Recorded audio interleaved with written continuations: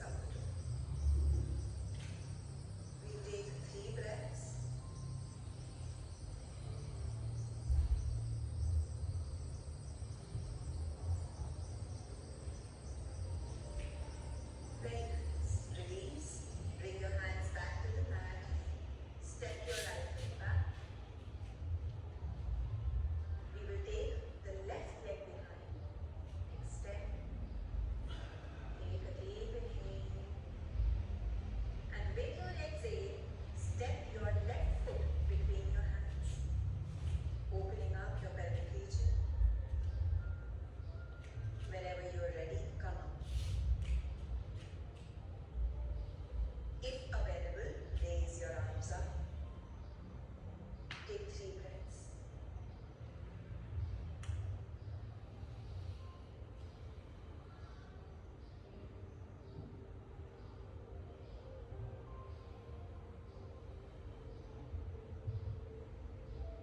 Very nice. Release. Step back.